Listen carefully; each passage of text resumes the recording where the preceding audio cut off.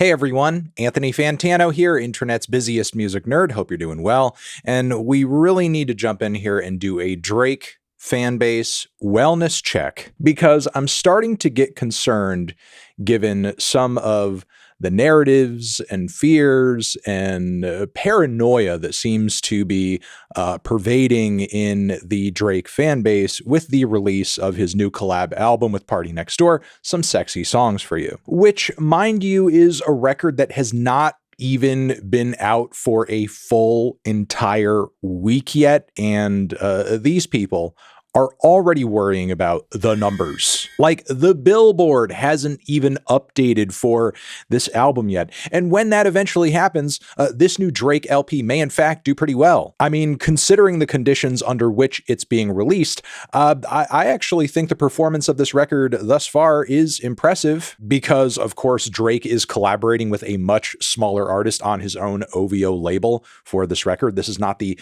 massive industry attention demanding team up of, like his 21 Savage album. The music on this record, comparatively with past Drake releases, is very low key, very spacey, very R&B driven, not a whole lot of like straight up rap tracks. There wasn't a really huge big promotional rollout for this album, no massive single teasing toward the record or big music video coming out of the gate to bring the album some extra virality. Drake currently right now is obviously not on great terms with his label UMG, given that he is suing them. So it's kind of surprising that this album is coming out to begin with, as you would think both he and UMG would want to avoid each other at all costs right now. But, this record still saw the light of day. Obviously, Drake's image too has taken quite a few hits given the way that he lost in that beef against Kendrick Lamar. But look, despite all of these obstacles right now in front of the boy, the album seems to be doing relatively well, netting millions of streams across its 20 plus tracks. I mean, yeah, I regret to inform all of the Drake haters who thought that he might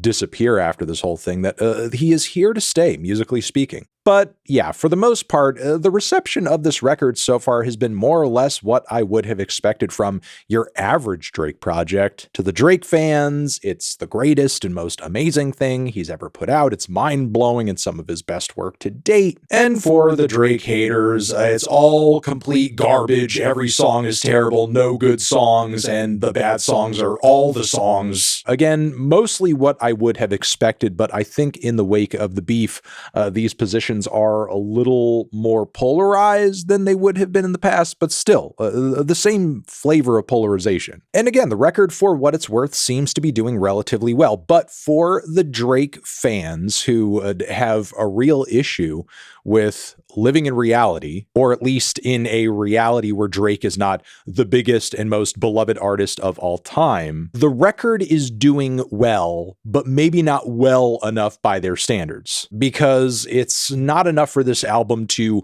go number one or top 5 or top 10. It's got to be like, record breaking and topping every other artist out there he's competing with, especially Kendrick. And if it's not doing that, then something must be afoot. So of course you have total psychos in the OVO fan base sniffing around what few numbers they can get a hold of now at this very early stage of metrics on this album coming out. And you are starting to see crash outs like the one that we have up here on the screen right now, where there's this like concern about the numbers that we're seeing from Apple Music and other streaming platforms versus Spotify. Why is there such a gap? Why is there such a difference? Why is there such a split? Is the boy being blacklisted? It's a conspiracy, I tell ya, a conspiracy. The industry hates Drake. Nobody wants to see him succeed. It's over. It's over. Okay, let's try to get a goddamn grip here. First off, again, we're not talking about a full week of official numbers yet that have been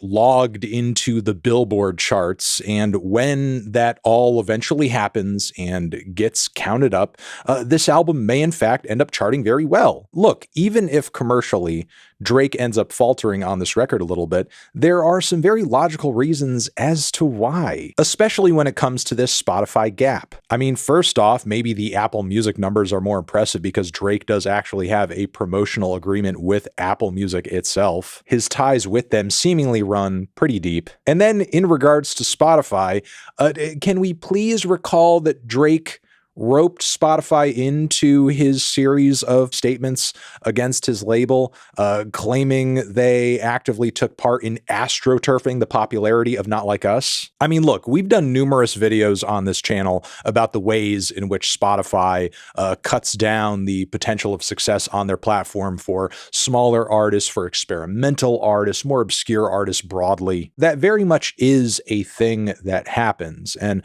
I think a lot of users of the Spotify platform and all music streaming services, honestly, don't necessarily understand how they work or how a lot of engagement on them occurs. Even if you're a fan of this channel, you may in fact be under the false presumption that a lot of people might log on to one of these platforms in the same way that you do, looking to hear a very exact specific thing that you already have in mind, when it is in fact the case that most people get onto a platform like Spotify, pretty much being herded like schools of fish into various pathways that are created for them through playlists and algorithmic suggestions and so on and so forth. So even if Drake is currently getting some playlist promotion behind this new PND project, which he very much in fact is, there are other more less visual ways through which Spotify can essentially disincentivize listeners to stumble across this record and listen to it. That may in fact be what is happening here, but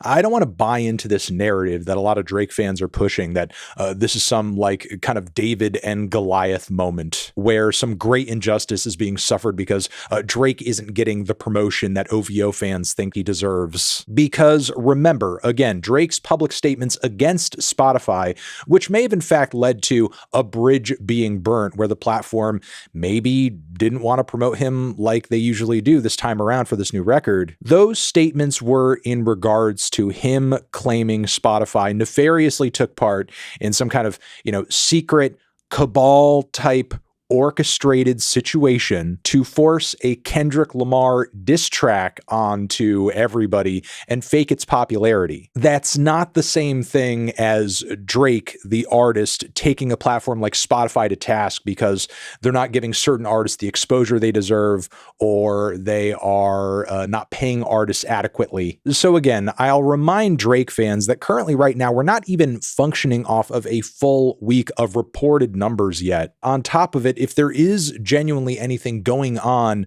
vis-a-vis Drake not getting the promotion that he typically does from Spotify, that might have something to do with him having personal beef with Spotify, which he has publicly voiced. And look, if that to you is something that is wrong and is unfair and shouldn't happen, the question is, what should Drake fans do past this point to remedy this? Are they willing to boycott Spotify entirely, stop obsessing over whatever Drake numbers you see coming out of the platform, stop using the platform, stop buying subscriptions? Because if you really, really hate this, but you're not willing to take money out of Spotify's pocket as a means of supporting Drake and finding other ways to pay and fund the livelihoods of the artists that matter to you the most, what are we really doing here? Whining and complaining that a new Drake album maybe isn't doing as well as a lot of his past records have commercially? Like, as popular as the guy is, like, not every album is going to hit in exactly the same way. That's just like an unreasonable expectation. If that's your hope, if that's what you want,